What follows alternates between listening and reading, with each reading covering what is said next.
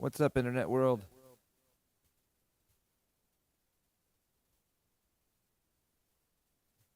Okay, coming to you live from the Grove studio today.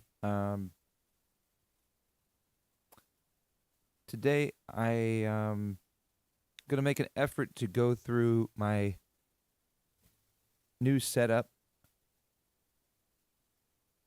Um, and not so well. Earlier this year, where should I start? This is gonna focus on this device that's here in front of me called the Boss 505, and this is the second sort of edition of it. And hopefully tried to put some planning into this in terms of how it's laid out, and I put some work into developing what I can do on this. But I'm just really excited about this device. Here, give me 1 second. We're going to pull up this. I think that's gonna be more helpful to me. I want to make sure it's coming in. I'll be able to see anybody's comments there on the computer there. I'm gonna do my best. I don't do a lot of this stuff where I organize sort of uh, info about a device, but I've put some time into this. Like 2 years ago, I was using, or maybe it was even three. I was using the Boss 505, the first version of it. I was really excited about it because it allows you to you can create basically full mixes of songs, and you can sync them in a way where you can get verses and choruses, and trigger them in such a way where you can still play the music, and it can really approach as close to anything I've ever seen in a looper. What an actual song feels like, the momentum or the energy flow that's more natural. Not when you get in a looper. A lot of times, what I've seen with most looping performances is it's just the same loop, over and over and over and over again. And even as high quality of audio as people have, record onto it, great instruments or great quality of recording, or interesting loops, it still ends up being the same phrase, the same musical phrase repeated. But with this device, you can actually set up the tracks so that they can sort of trigger off of each other, and that way you can actually create, movements in the music. It's still nothing. It's still not the same as playing with a live band, or playing, solo, where you can take the music anywhere you feel inspired to go. But it's pretty dang cool, and I've made a decent amount of progress, and I just wanted to make a video. I don't know, partly for myself, but if because I don't really know who watches these videos, but I've put a lot of time into learning this stuff, and I think it's really cool. So anyway, I'm gonna try to show it through these different camera angles, and I want to explore just overall everything that I've laid out here, and move through what each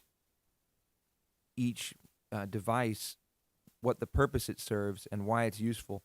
So I'm actually going to pull up another camera angle here. Well, maybe I should. All right, one of the coolest things about this device is that you can just literally just create. Anything that comes to your head, just build off of it and make music. So I'll demo something. I mean, I made a couple of jams today that were just completely spontaneous, made up, and then I'm like, I love it. So there's no guarantee that you're gonna come up with something great every time. But if anybody watching could let me know how the sound's coming through. It looks like it's going out right, and I'll watch the video after to check. But so all right, so just trying to make up something like.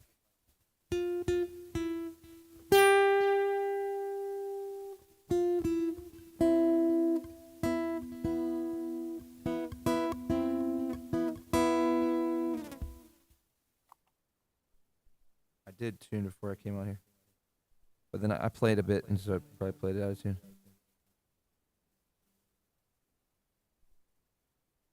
All right, so if anybody wants to make a sort of a request of what Like maybe throw an adjective out there.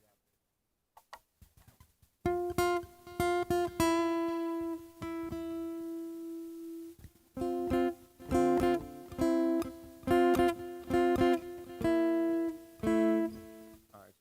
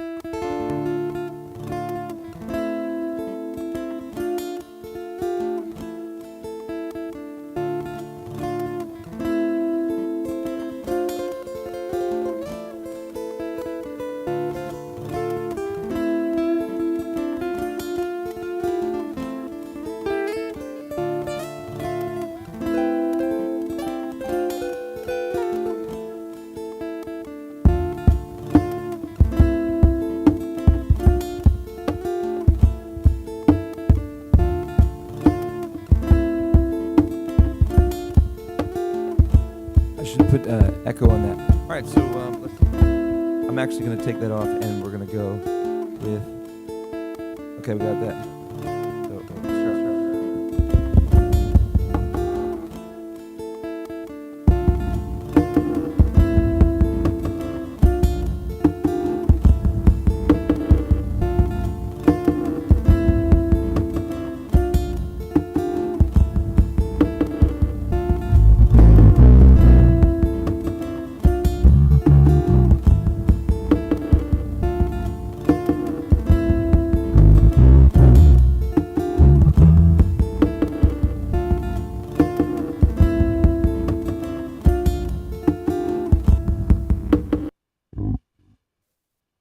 I'm hating that. I'm gonna try something else. I'm gonna try something I did earlier. The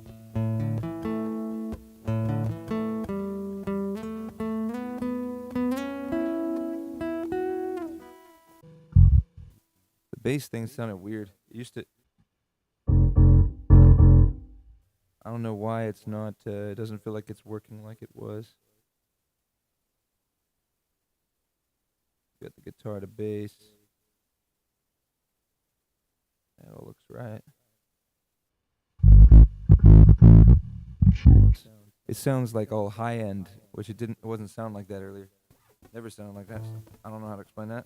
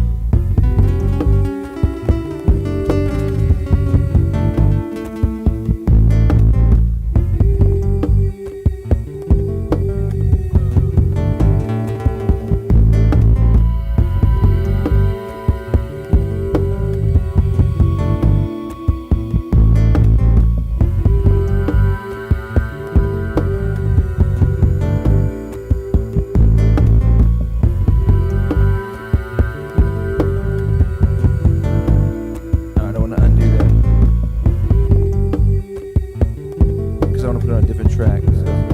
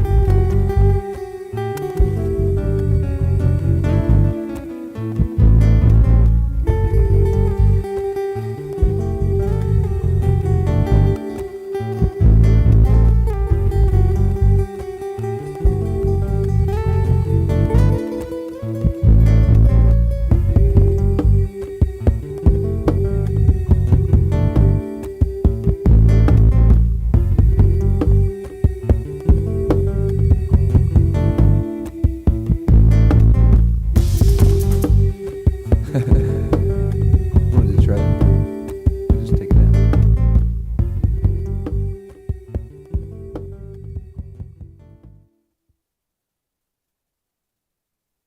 Okay.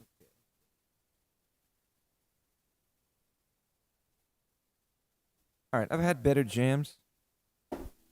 But what's been like I've had some. What's one of the things that's been really cool in the last I don't know week or so that I've really been jumping into this is the jams that I've come up with are so different, and it's like I've made such really unique and interesting music, at least to me. Um, but like I made one that sounded like the Hava Nagila or something, and then I mean, okay, let's jump into it. One of the things that I think is so cool about this is literally you can pull if you put the time in beforehand. So I've got the Boss 505, a keyboard that's pulling from a library of music in the laptop. Um, the foot pedals I think are really necessary just as triggers because this is a tabletop um, controller. This is a tabletop looper, and so you can operate with your hands, which is great. It's useful, but part of what helps make the music feel like live, moving music, is that you want to be able to either be singing or playing the instrument while the loops are going, because that's the only component. Whatever you're doing live is the only component that's truly live. So it's the only thing that's moving, that's real. That's not a recording, and so in order to be playing, you need your hands free. That's one of the things that's great about the harmonica, and I'm going to get into that a little bit later. I don't want to take too long on this, but let's look at some stuff. So I'm going to open up this new angle. You can see kind of at my feet where the foot pedal is, and then we've got this camera angle here, but I'm going to give you a little bit of a better angle here. So we're going to go.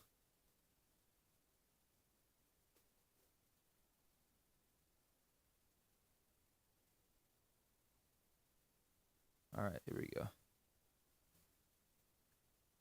Okay, so this is the loop station. Now,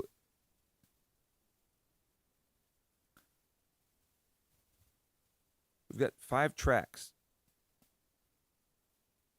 The loop station has 5 different tracks. You can basically loop infinite amounts of loops on each of those tracks, but you can only control each of these. These are faders for the tracks. I'm going to mute the guitar.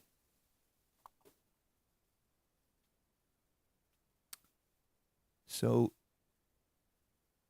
you have controls over each of the tracks. You can play and record. You can stop them. You can undo on each track. And so the ability to undo and redo on each individual track actually gives you quite a bit of control. That's really cool because you can bring things out and in beyond even the 5 tracks. That's what the 5 tracks allows you to do. Is if you have drums on your beat on this track, and you have let's say these 2 tracks I have set up to, they can't play at the same time, and that allows you to create movements because you can trigger one in the middle of your playing. Any down moment, you could press play on this one to trigger that, hey, I'm going to stop playing this one at the end of this loop and start this one. And you can set each track up in that way, however you want to use it. If you want them to play through once, they call it a one shot, or if you want it to play through repeatedly, if you want it to be able to play with other tracks, that's called multi. Or single would be if it can only play by itself, or any of the single tracks they can't play together. Only one single track can play at a time. Single can play with multi, but it can't play with other singles. Another really cool thing about this, there's so many different things you can do, and they all have their uses, and so it does take. It's like learning a new game. If you learn a new board game or a new video game, you got to learn all the parameters. This is the same kind of thing here. You got to learn all the parameters, but each thing has it's useful, and Um, well, let's start with these effects here. Here you have what are called your input effects. And the input effects, you might be able to guess from the name,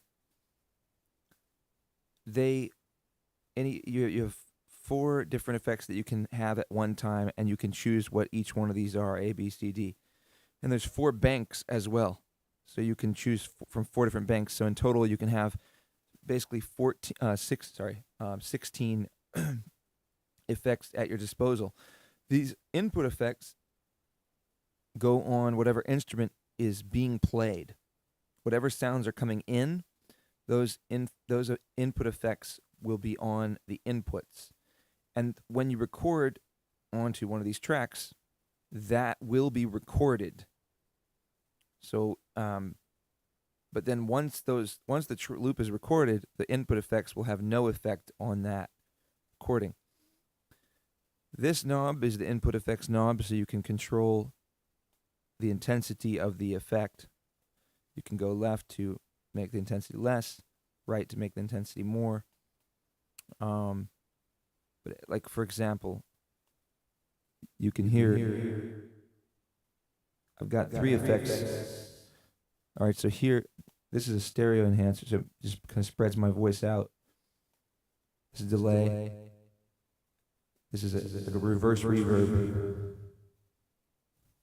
You can see they all light up. So that's how you know what's on. If I press and hold this, it shows what bank I'm using. So right now I'm on bank D. If I want to change, and you can set. At one point you've got 4 different knobs here that you can set to different settings. As you can see right now, if I get close, you'll see I've got it set dub mode, the left one, mic level, bounce, and rhythm level. At one point I had them set to control the banks because it's a little bit easier to be able to control the banks, and then you could set what is sort of your current target effect. And that way you can control the current target effect with foot pedals. It's a little easier to set the bank and that with these. But ultimately I decided to change to different things. But the input effect knob, I've actually changed the input effect knob so that I don't use the input effect knob for the effects. I've set that actually to control the volume of the loops. I believe, yeah. So like at the end when I faded everything, I did that with this knob. I've got the output level knob set to control my headphones. I've got headphones coming out of here, and that way I monitor everything through headphones rather than a PA. And one of the reasons I'm doing this so when I'm live I'm not coming through a stage monitor, is so that I don't have to worry about my own experience of the sound, of the live sound. I'll just make sure my headphones are conditioned in a way that I like, and that way I can get into it and have a good time, which is really important. Because obviously if I'm not having a good time enjoying playing, that's going to come across, and you want to, I think one of the most important things is that you have a good time playing, because that's what spreads to everyone else. So I'm monitoring through headphones rather than through a stage monitor. And then this allows me to control the volume. I've got that to set to control the headphone output.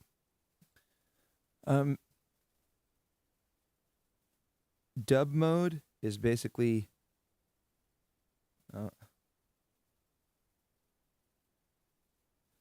dub mode is how things record, essentially. Like typically, so for example, if I record la da da da da da da da da da da da, so I'm recording la da da da da da da da da da da, so I'm recording la da da da da. So when it's red, it's recording, and there's nothing else recorded on there. When I press again, the dub mode that I have it in currently is gonna it's now the loop is created, recording, and now I'm overdubbing. Else recorded on there. When I press again, this red is coming that through. I have it in currently. That's the loop. It's gonna once it gets around, you hear what I just said. Is created. Recording, and now I'm recording another third loop recorded on there. When I press again, this red dub mode that I have it in currently. All right, and then if I press again, now it's green. Nothing is recording. All right, so I just hit stop a couple times. I got settings, so when I hit stop twice, it'll when I hit it once, it'll stop the loop from playing. Hit it again, or tap it twice, it deletes the loop. I can create this dub mode, set it to, right now it's overdub, but if I set it to replace, you see what happens. So let's make a loop. We'll make a loop. Now I'm going to make overdub. We'll make a loop. Now I'm going to make overdub. We'll make a loop. All right, that's going. Now I'm going to make a loop. Now I'm going to set overdub the dub mode to replace. We'll make a loop. So now we're making a loop, and this is a different loop. So now we're making a loop, and this is a different loop. Getting a loop, and this is a different loop. Getting a loop. All right, so I set dub mode back to overdub. But if you could see what happened, I can demo it one more time. So we'll do, we're on overdub, loop, loop, loop, loop, loop, loop, loop, loop, loop, loop, loop, loop, loop, loop. We're going to set dub mode, loop, loop, loop, to replace. Loop, loop, loop, loop. We're going to replace this loop. We're going to replace this loop. We're going to replace this loop. We're going to replace this loop. Now, why that's really useful is, once you fill up all your tracks, I mean, one, if you just decide that you're kind of done with a loop, and you want to do something else, you know, having 5 tracks is nice, but it is a little bit limited at times because sometimes you want to have many more layers. I mean, if you do a lot of sound mixing, you know, people you have in their DAWs and their you might have like 50 tracks or something, you know, of different instruments. So we obviously can't do that, and I think that's impractical in any device, really. I mean, you'd be bringing out a giant device if you had 50 tracks with 50 different faders and all this stuff. So, but what is really cool is that you can get so much out of this device if you learn how to use it. Another cool feature. So if once all these loops are taken up, I mean, there have been times where I'm playing around and I'm like, okay, I'm kind of over this loop. I don't want to get out of the overall musical phrasing that I've got, but I just want to get rid of this and replace it with something else. I've got new ideas. And then without stopping the loop, you can go over it. All right, let's see if I can demo this real quick. Trying to.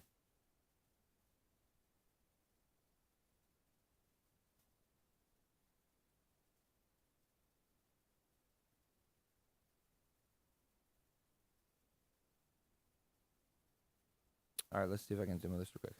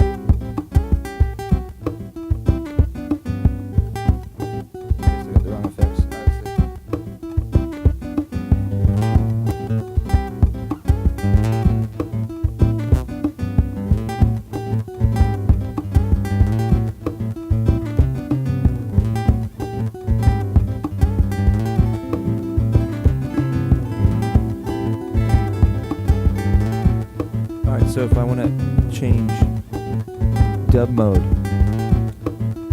and I kind of want to get, so I got that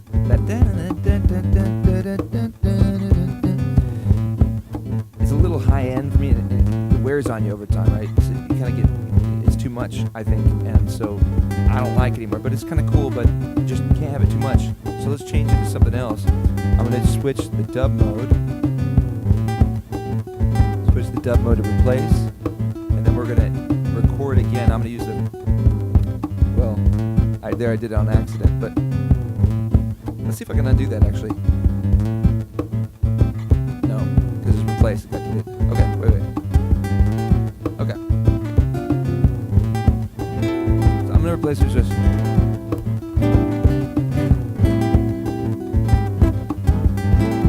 Alright, so I'm gonna use a foot switch to trigger it. You're gonna see it go yellow. When it goes yellow, it's now really gonna be replacing the loop, but you're still gonna hear that.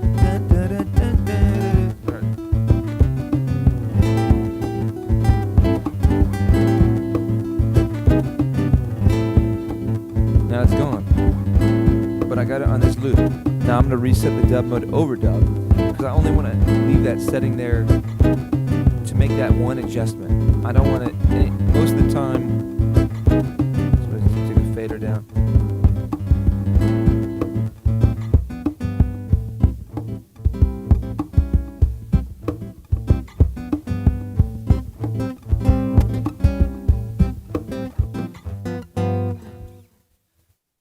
All right, most of the time when you're looping, at least in my experience, you want to be able to overdub because you end up doing many loops.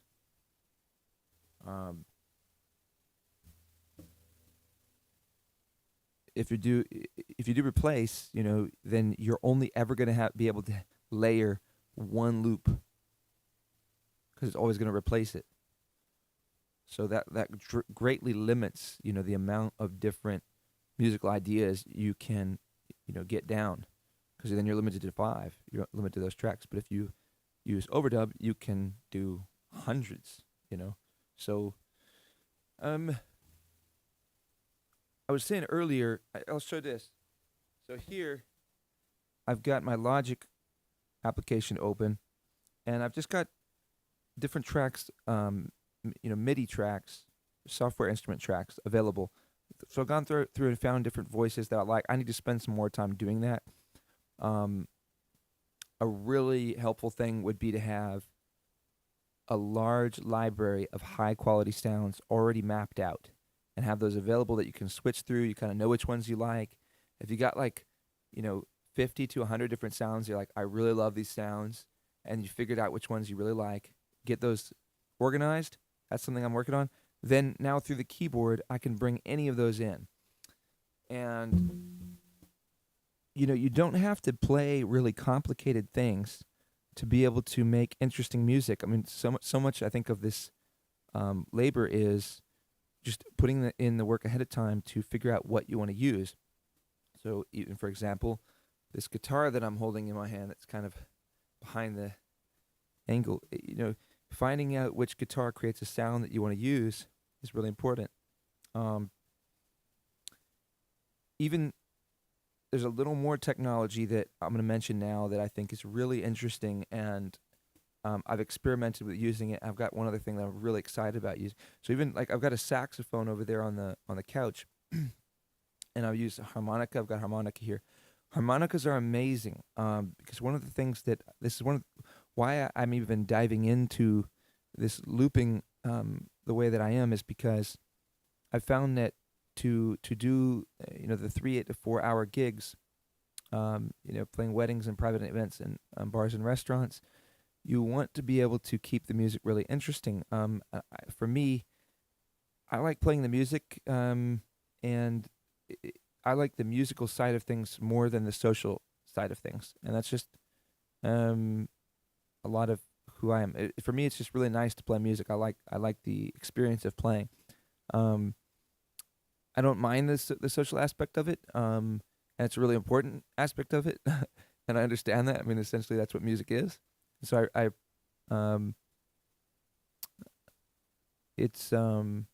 but there are many times where that's not. I just I don't feel like it that day. It's more difficult for me. So I wanted to have beyond that. I wanted to have the option to be able to do things that are engaging musically.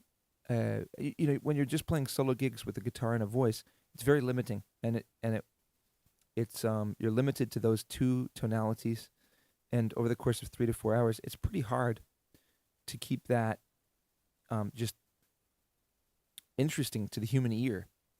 and I think so. Then you're the only way you really can keep that interesting is by being engaging socially, and so that's where I didn't want to be sort of trapped into having any particular day where I don't feel as socially capable, that I'm stuck, and it's just going to be not as good of a gig.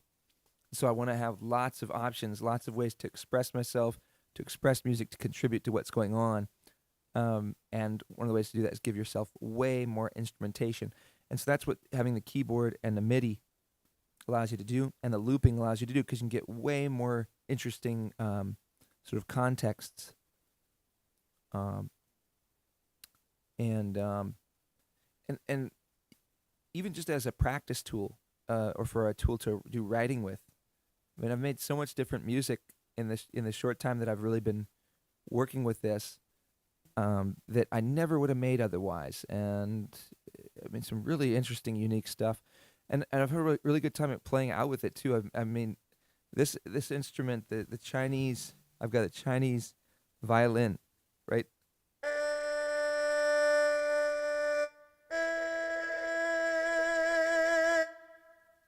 I mean, how cool is it that you can bring that in? All right, I'm gonna get to the.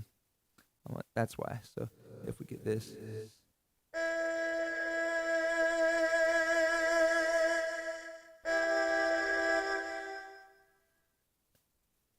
Let's do. All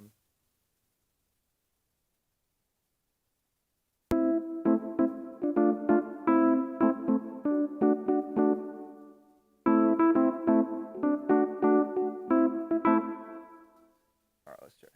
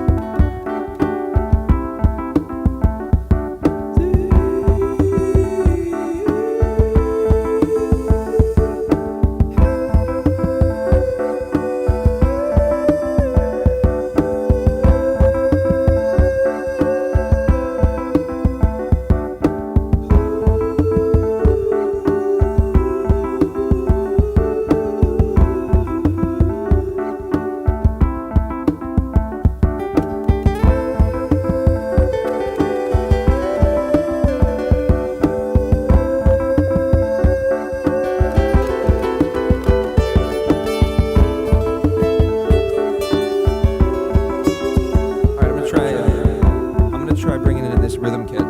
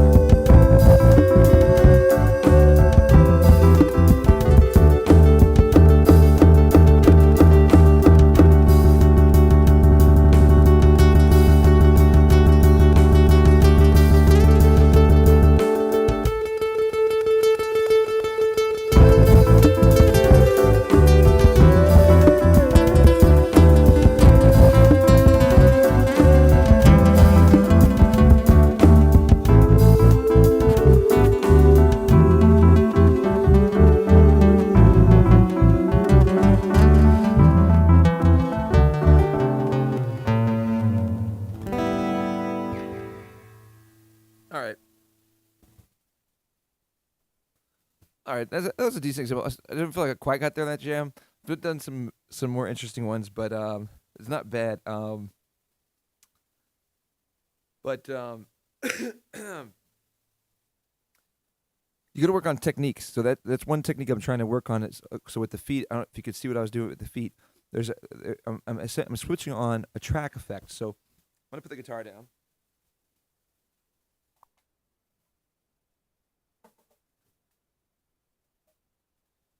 And let's bring this back in here.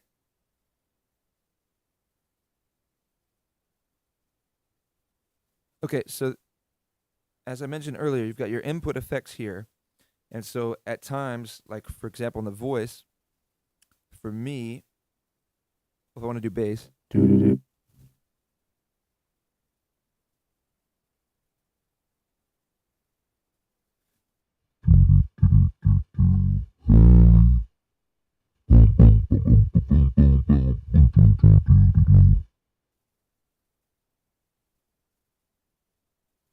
if you use that effect, for example, on the keyboard, you can get a pretty nice bass sound, or on the guitar, it's called a guitar to bass effect. But for me, I think it sounds the best on the keyboard and also on the voice, especially in the rest of a mix. It actually is not too bad. But those input effects are on the input. So right now, if you notice, like when I'm doing those more ethereal vocals, I'm putting on a stereo enhancer, delay, and reverse reverb.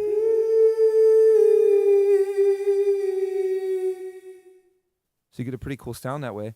And you just gotta play around with these different effects. But those are the inputs. The same, you can set the input effects so that they're only coming in on the guitar, or they're only in on instrument 1, which is here, or instrument 2, which is here, and I don't have an instrument 2 in there, or mic 1 or mic 2.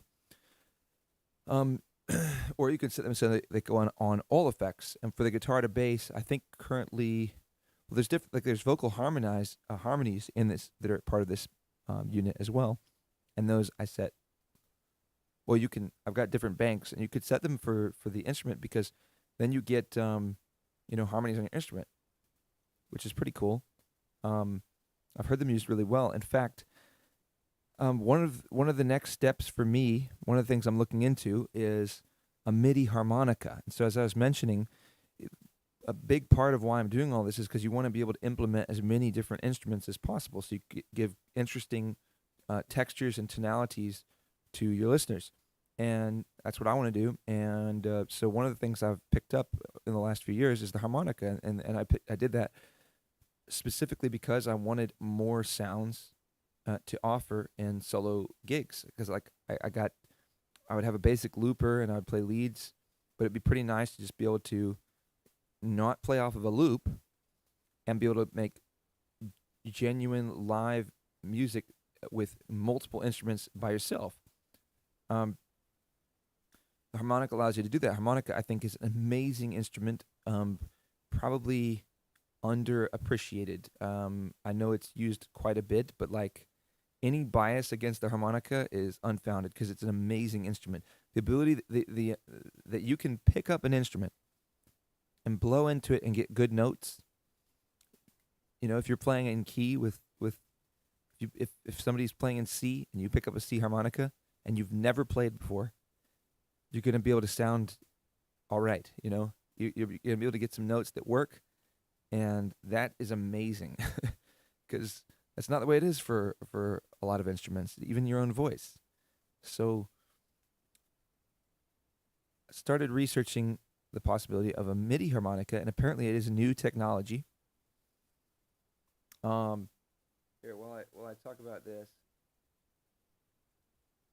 I'll do this. The MIDI harmonica is new technology. I think the first ones really just came out within the last couple of years. And so shout out to, I don't know if Uncle Tim's Bench would be interested in this, but shout out to you if maybe this is something you'd be interested in. But there's some MIDI harmonicas out now that look amazing. There's only a couple.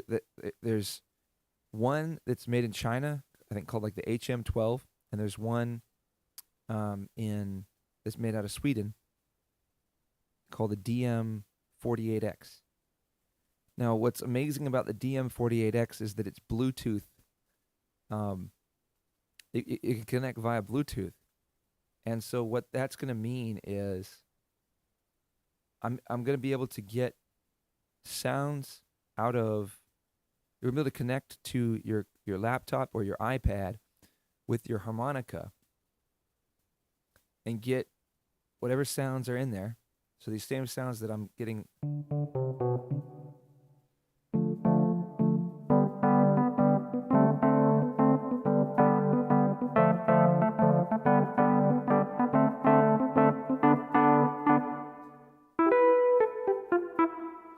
These same sounds you're able to get with the harmonica.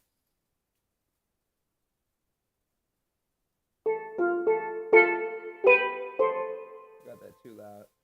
Sorry. Still too loud.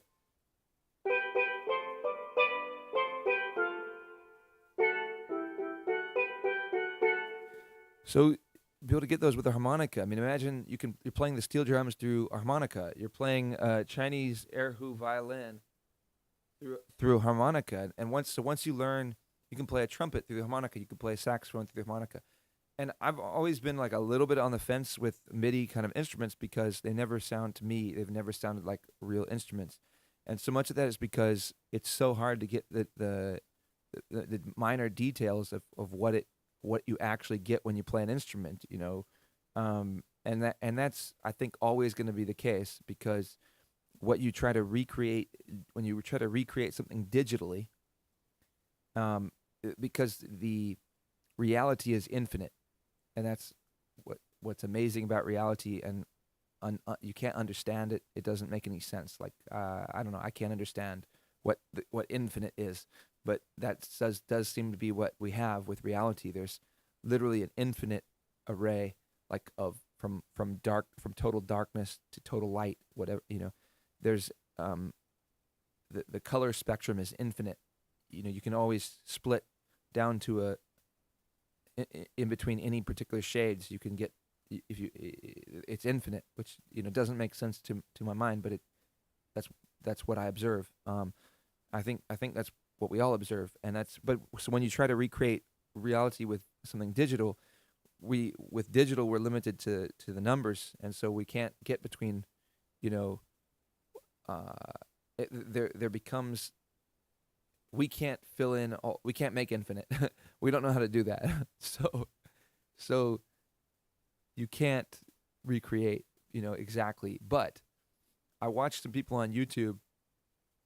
And Holly, I should have said something. I saw your message, and then I got sidetracked with the music that I was playing.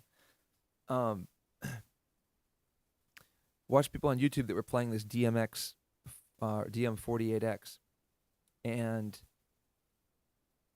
it inspired me to do it because they were playing saxophone, they were playing flute, they were playing trumpet, and these solos sounded like real solos to me. I mean, if you really listen closely, you could be like, okay, that's not quite.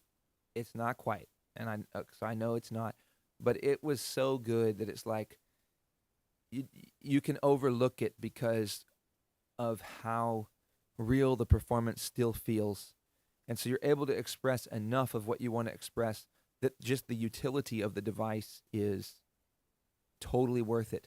Would I rather have a flawless saxophone, be able to play flawless saxophone? Just all the kind of tones and tonalities you want to get out of it. Would I rather have that, or would I rather have the ability to incorporate literally thousands of instruments, and all I have to do is learn how to play one? And you still want to know like what how sax tends to sound, because then you can play it in such a way that models sax solos that you would find in other music, or what a trumpet sounds like, and so you can go after you can try to recreate that. But the point is, after watching these people play, you can really do it with this instrument. So then, just with a guitar and a voice, or just with yourself, if you've got a guitar and you've got this harmonica, you're able to create so many different soundscapes. I mean, you can even play chords. And what this other guy did with this harmonica, I thought it was so cool. He sent this harmonica through his harmony pedal. He had what was it called? The electro voice or something. I can't remember what it's called, but I've got a Boss harmony pedal, and so I'm sure it would work the same with this. I could run a guitar through the harmony pedal if I really wanted to. But he sent the harmonica through the harmony pedal, and what the harmony pedal can do is it can track the key that you're in, and also any other instrumentation. You can send that through the pedal, so it will choose harmonies based on the key that you're in and the music that's playing. And so if you can imagine, you are playing your harmonica through the harmony pedal, and it's choosing harmonies based on the key, and you could have you could have three-part harmonies. Essentially, what you're able to do is create chords that follow the music by playing individual notes. And so you could through a harmonica be able to play an orchestra. You can this guy modeled it, and it really works. Because that's the problem with the harmonica to a degree. If you want to get chords, you're limited to the chordal pattern of the harmonica. But if you allow a pedal to choose the harmonies for you, then you're able to get chords that actually follow the music, and you can really kind of sense where it's going and what chords it's going to pick, and you could do that all through choosing single notes. So I think this is amazing. Sweden is apparently sold out of this unit, but so these things are really hard to get right now. But that's where I'm headed, and so then even this is what's really cool about this particular guitar, which is a recent gift from my dad, and he probably didn't know this, but it gets a really good kick sound.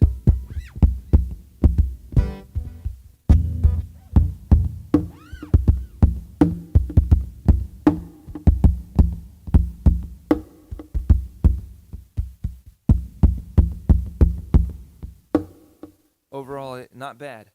And so, just with the guitar, you can and this looping, you can get lead sounds. We've got a wah pedal down there. I've got a distortion pedal down there. Um, Able to create loops, harmonies on the voice, and so as a solo performer, it's just kind of amazing how much different sound you can get. Um, so it's a little bit to set up.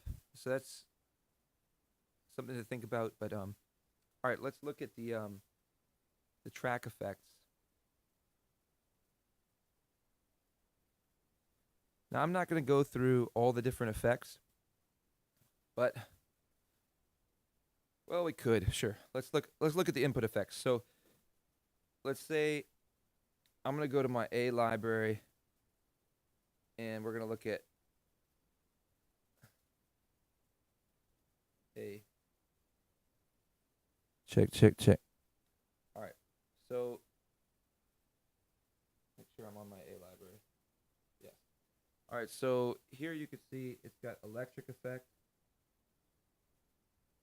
got robot effect, pitch bend,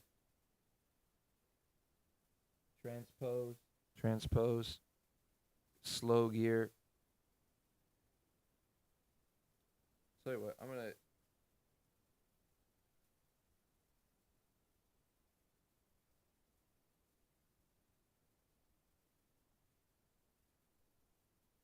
So I got auto harmony on this. It's got high. Right. So I'm gonna go here. I was on auto harmony high, but we can go through like robot, hello, transpose. That was a pitch bend that we heard. So transpose, and then you can control, how many steps up you go. Now we sound like we have helium. Slow gear, the auto riff, sustainer, guitar to bass, ring modulator, radio, radio effect, lo-fi, synth, flanger, phaser, HPF.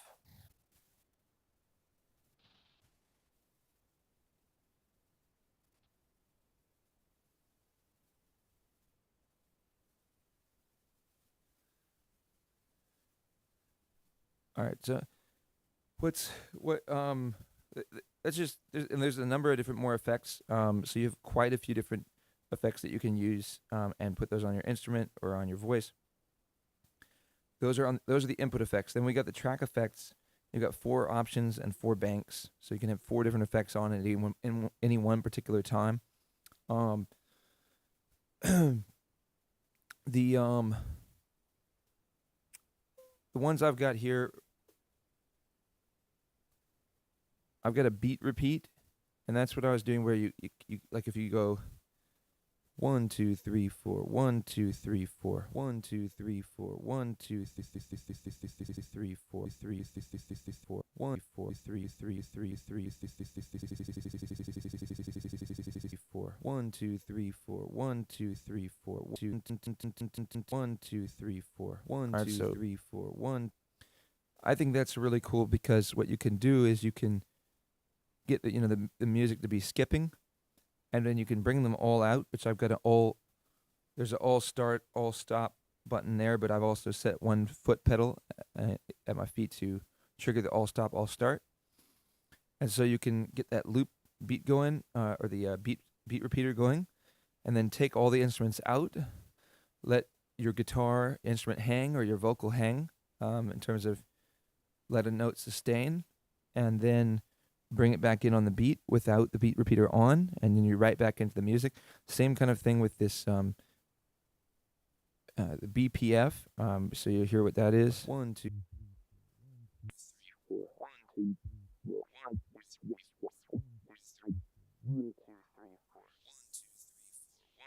2 3 4 1 2 3 4.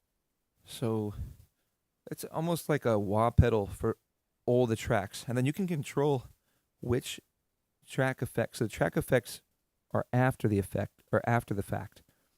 The input effects, as you can see, this vocal 1 2 has no effects on it. 1 2 3 4. And if I 3 4 1 2 3 4 1 2 3 4 1 2 3 4. If I put 2 3 4 one of these effects on it, it's not going to affect the track. Watch. 1 2 3 4 1 2 3 4 1. But it will affect my voice. 1 2 3 4 1 hello 2 3 4 hello 1 2 3 4 1 2 3. But it doesn't affect the track. 3 4 1 2 3.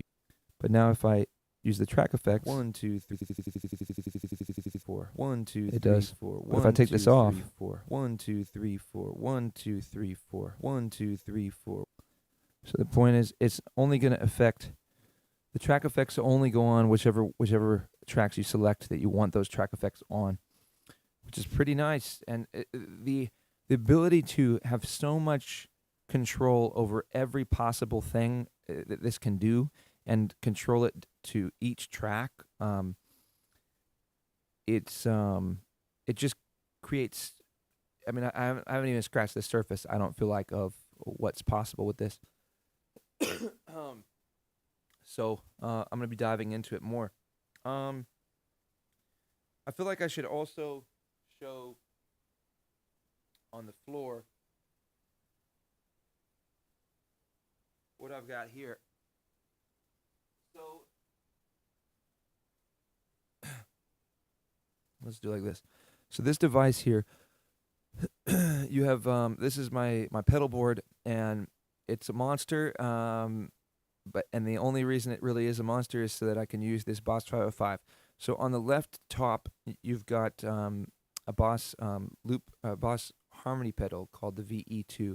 I think this thing is amazing. I've heard I was not really for harmony pedals for a long time, but eventually I feel like they've either got good enough or my ears got bad enough.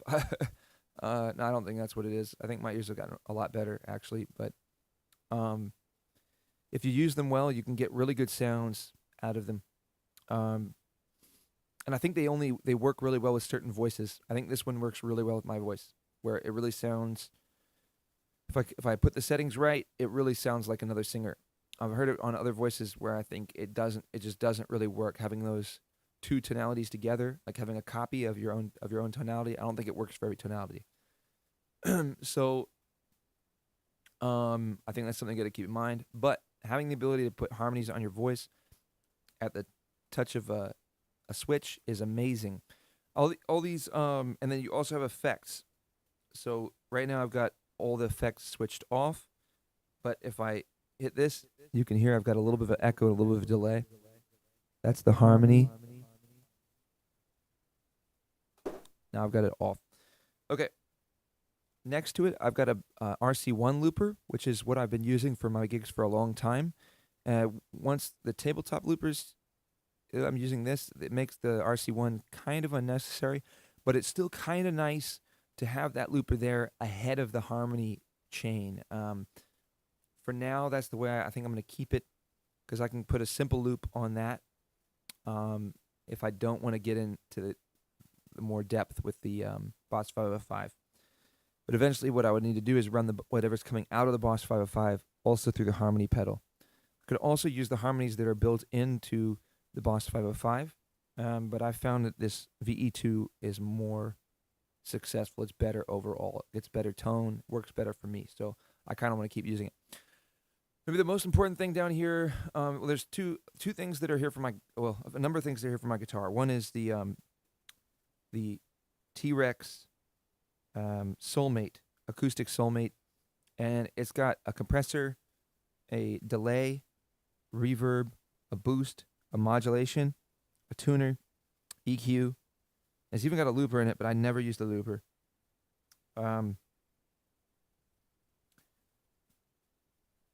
It's having these effects to be able to put ahead of time on your guitar, I think is really helpful. Being able to have delay and reverb on your guitar, I think, is really important. The compressor just helps me control the volume from my pedal, which is nice if you're plugging into anybody else's system.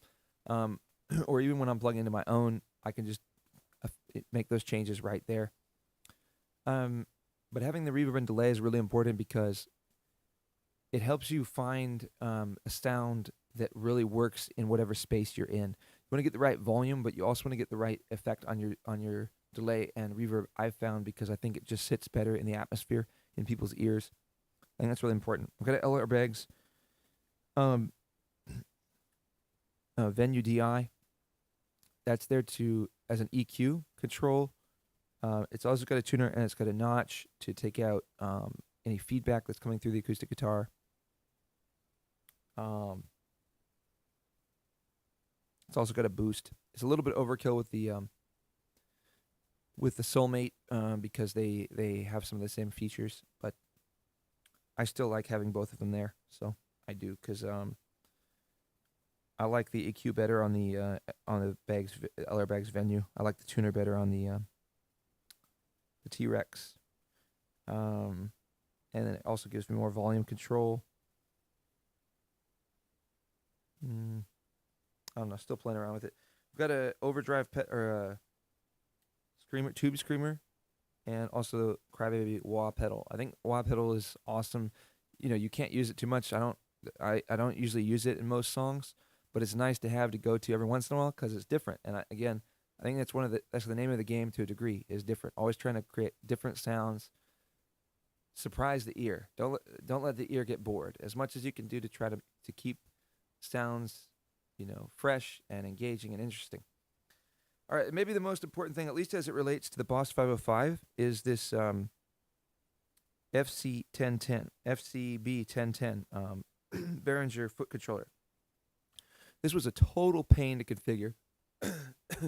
Really, I probably cursed on a couple of occasions trying to get this thing configured. It's really a bit of a nightmare. But I kind of once I got it to a certain point, I'm never gonna mess with it again because it's that frustrating to configure. But the awesome thing, once I got it configured, one of the big things about using the tabletop looper is you want to be able to record things without having to use your hands, and so that's one of the biggest things this allows you to do. And so what I've got this set up for, it's got basically 10 switches, that are all triggered to either record or stop, record, play, and stop each of these 5 tracks.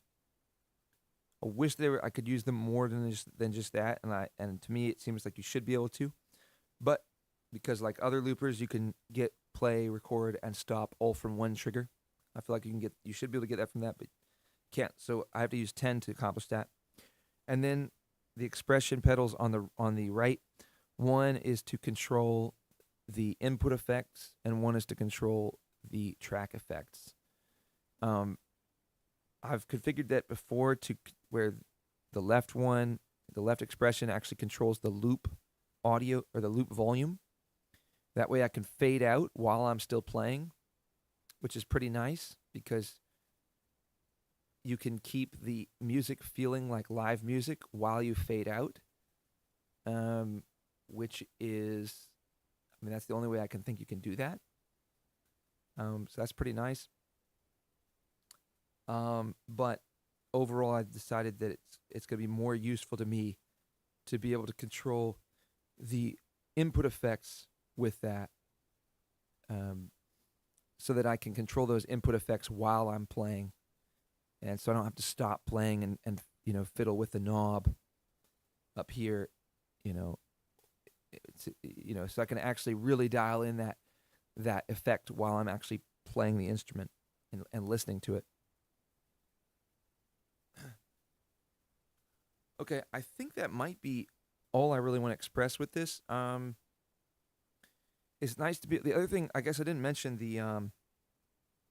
there's a rhythm drum kits. You can. I've also set so I can control the tempo right here. That's something that so I'm controlling the kit with a foot switch. I can take it in or out. Okay, I've never really used these kind of things before, because I just don't like. I never liked them because I just felt they felt unnatural. But it's pretty cool to have that available, and it's really worked in some instances where the kit just really connects with the music. So I think if you put some planning and time into figuring out which kits work with which songs, you could really plan out some cool stuff.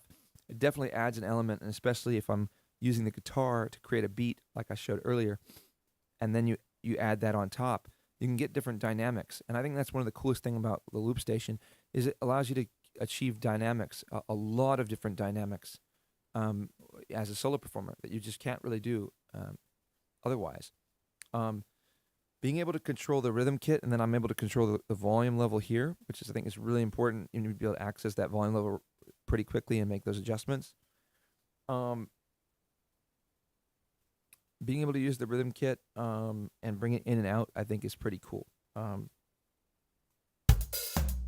And then what really makes it work is when you record your loop, this loop station automatically detects the tempo.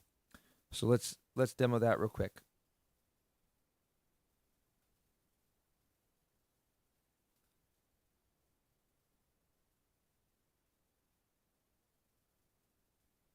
So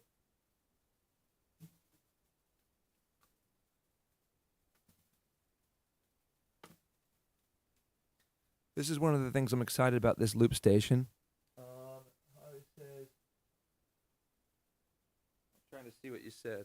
Hang on.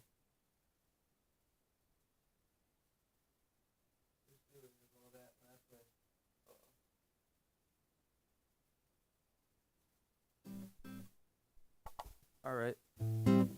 All right, so we're going to do something slow. Let's see.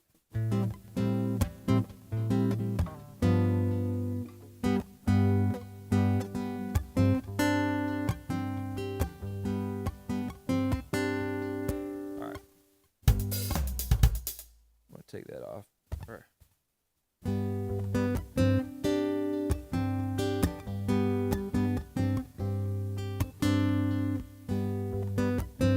going to do that one more time. I didn't do it very well.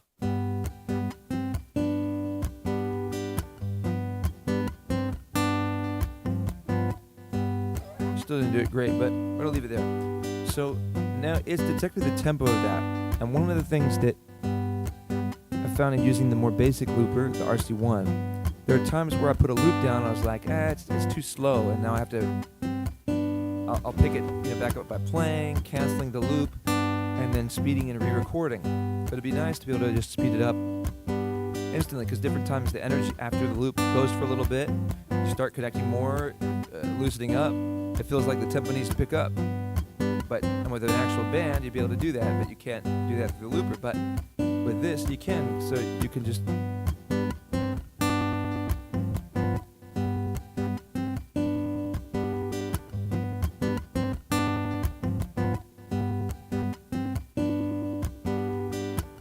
Alright, so I'm going to start it here. Now, since it detects the tempo, if I start the drum kit, it's automatically going to sync to that tempo. I'm going to find a different kit.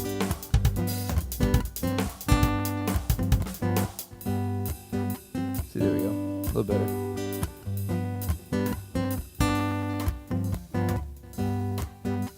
Alright, so now let's speed it up.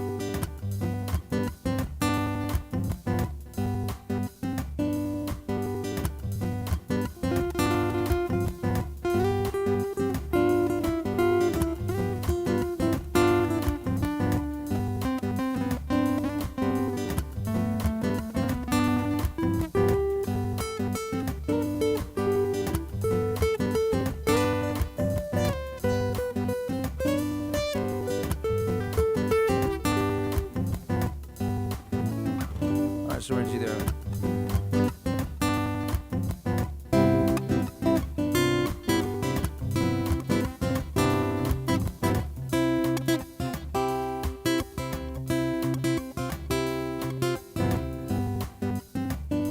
Alright, so basically what I've done here now, let's see if you can see here. So I've got two loops now, and this is what I was talking about earlier, is these two are single recordings in terms of they cannot play at the same time. They can play with any of these other three. So you can have I can have four different technical tracks going at any one time. But if I hit play on here, it is going to say end this loop at the end of the loop and then start playing this one. So this way we can get, and I'm going to use my feet to do the switching. That way I can play and get a sense of movement in the music.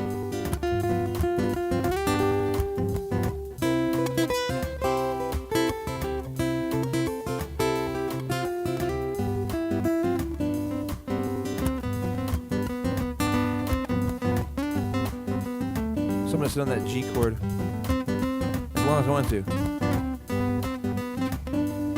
Alright, I'm going to switch it. So I trigger it. You see them flashing. Triggered. It's going to switch at the end of the loop. It switches. You can see it like right here in the screen in the top right. When it's flashing, that means I've triggered it where one is going to stop playing and the other is going to start.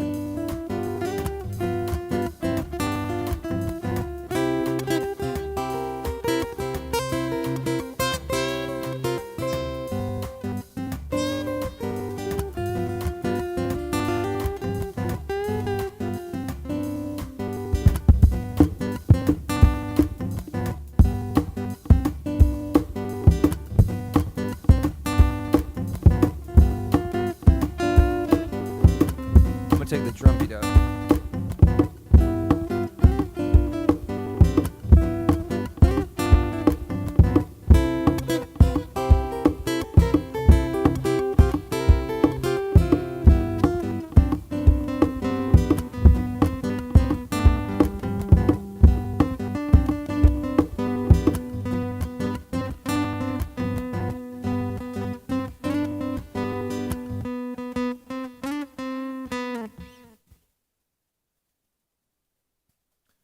All right, so that's like a stripped down example of what you could do to actually create the movements in the music.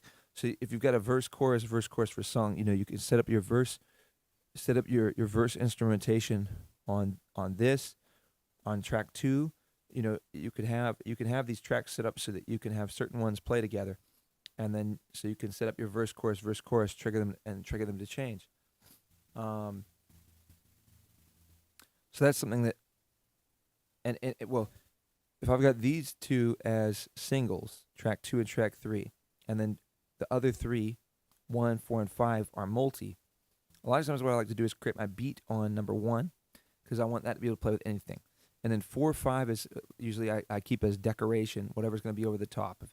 If it's more like your pads, but I'm going to put the chord progressions like the bass, your guitar, anything that really needs to be synced with those chord progressions and rhythms. I'm gonna layer those on 2 and 3 if I want to do a song that's kind of a verse chorus kind of thing. Um, so I think that shows a lot of what this is capable of. I'm gonna be playing the city market downtown tomorrow night, and I'll just see if I can demo this real quick. Actually, let's see if this works.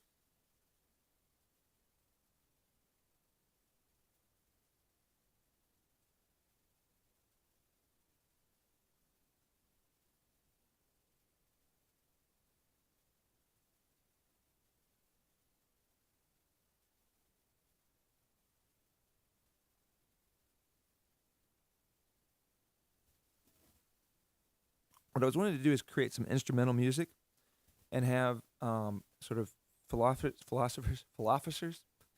Um, sounds like falafel. I want to have philosophers speaking over the top. So I've listened to a lot of different philosophers. I've studied it, and I like it a lot. I just think it's really interesting. I like hearing the way different people articulate and express ideas and just think about the ideas. And a lot of people put sort of philosophers speaking to music, and some reason my computer's not connecting to the internet. I don't really understand why, because it is connected. What maybe I can do is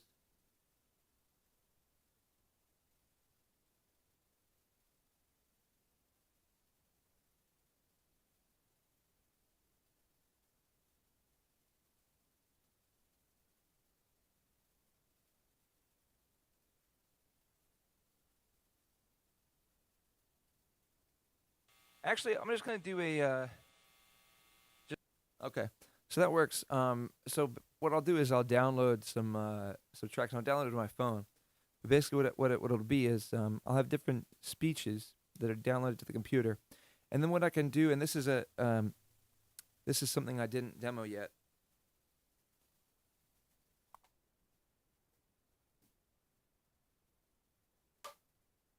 I can use that audio as input.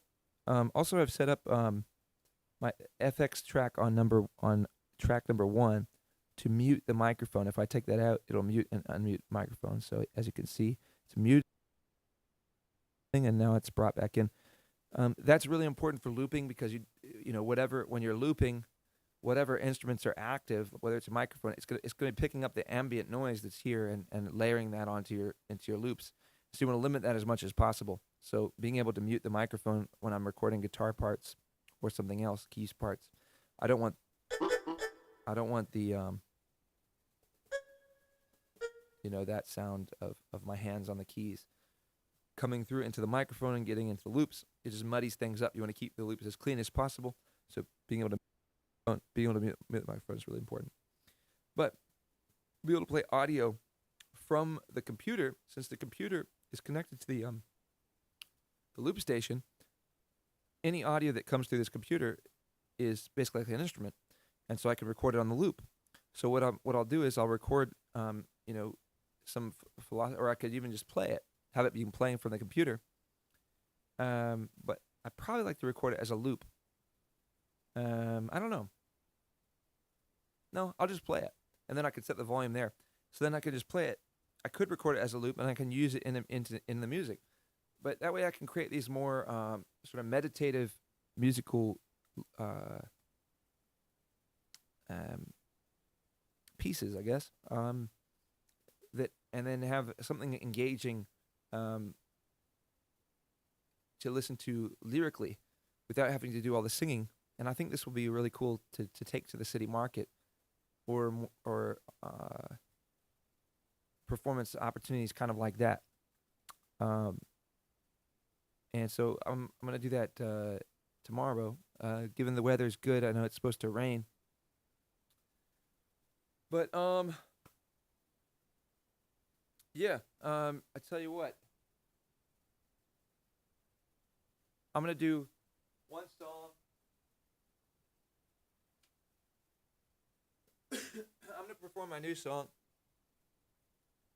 and hope you guys like it.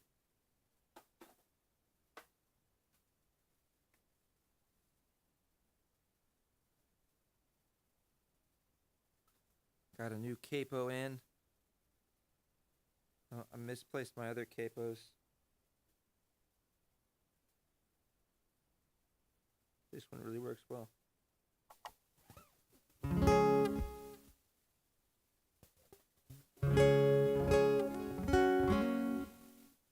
right. Let's give this a try. Here we go.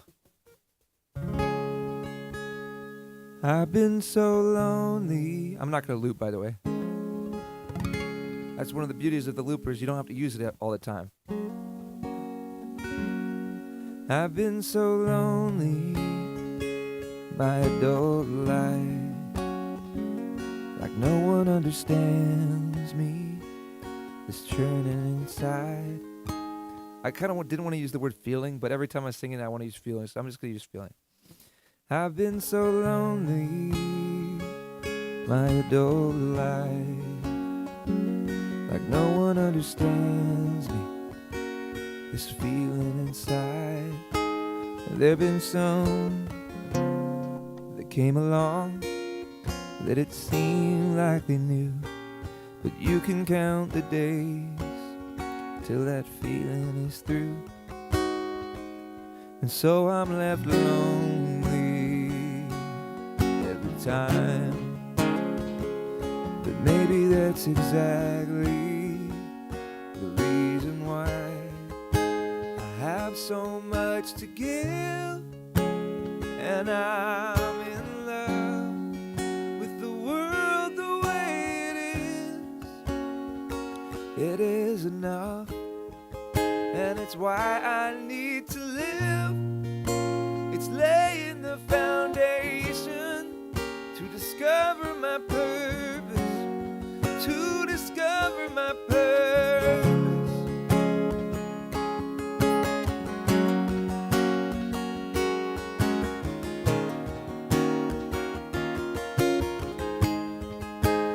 Now when I feel lonely, I just look around, 'cause there ain't no way I'm lonely. I think I finally figured it out.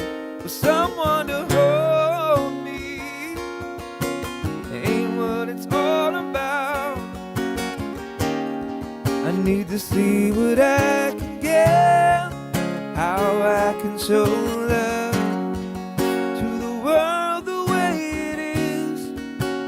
know that I'm enough.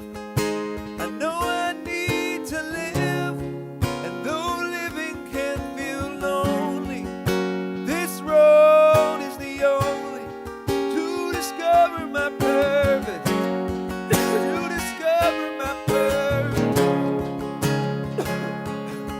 Still recovering from the flu. Well, I thought my woman would be the key to all my doubt, but that fight's all my own, and one she could do without. As I realize I can be an answer to the questions in her life, but it's not complicated.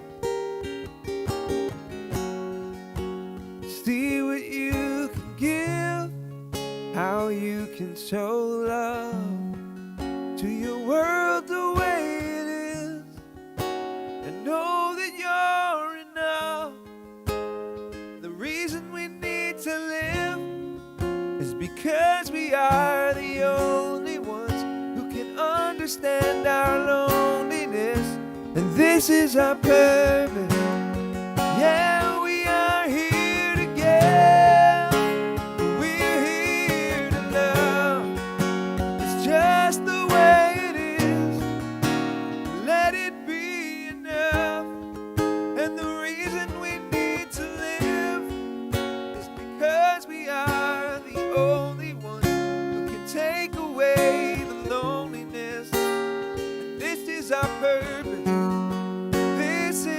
our purpose.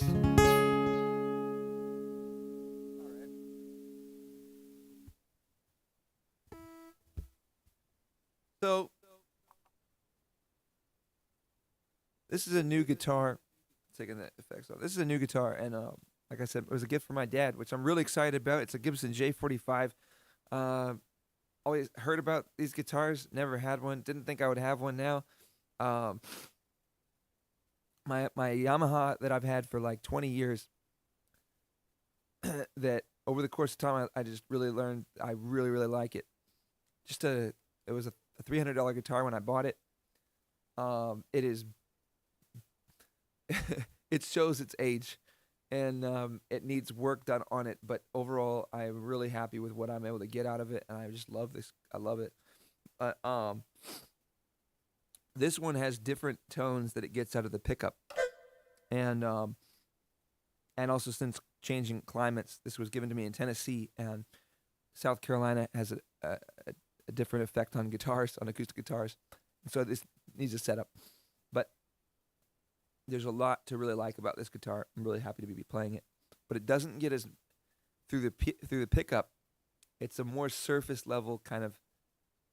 I would call it more tinny. It's not really tinny, but it's more tinny than what I'm getting on my Yamaha. So I'm really inclined to stick more with the Yamaha. But there's aspects of this that are just way cleaner in terms of the sound that it gets overall. And so I don't know. There's upsides and downsides, but anyway. I'll leave it there. Thanks for tuning into my live stream. If you enjoyed it, it's going to be in podcast form on Spotify and all that stuff. And yep. Hope this is interesting to you. For anybody that's interested in getting the Boss 505, if you have any questions for me, I'm happy to answer them. I really have put quite a bit of time into this, and I understand it pretty deeply at this point. It's an amazing device, and I can't wait to really be able to pull off different things. You do have to. It's like learning an instrument. You have to learn different techniques to really pull off some of what's possible in here. Oh, I should mention the last thing that I didn't mention, which is the bounce effect, or one of the things that I didn't mention that I've got available here is the bounce effect, which one of the things you can do is you can send all of your recordings, any of your loops. You can actually record what's currently looping into a different track, which is really nice. So if you create a nice sound bed, and what you can do is let's say if you're doing your verse chorus. Let's say I recorded a bunch of things on the other 4 tracks, and got my chorus kind of the way I want it, and then you use the faders to kind of get the volume levels right, make sure it's mixed, and then once it's mixed, you could bounce it all to one track and then delete all the other tracks, so you've got all of what you did onto one track, and now all the other ones are available again for recording something new, and putting new effects on it and stuff. So I think that's pretty cool. You can whatever you bounce, you can bounce it with track effects on it. So it's almost like getting another opportunity to put input effects, but this time you're working with the track effects, which are a different library of effects.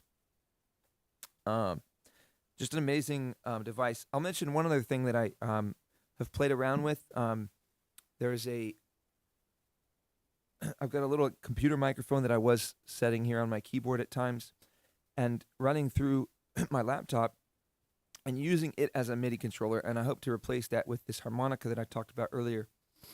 But I got a software that allowed you to run the microphone essentially as a MIDI controller, and it would process your voice and get its the note, sort of the pitch, and the intensity, and you could use it to control MIDI, and then the application or the software that I was using to process that also would convert it to chords, and so you could set keys and create chords, and you could even set triggers through the microphone. So if you went, it would be a snare drum, or like it would actually trigger a snare drum sound.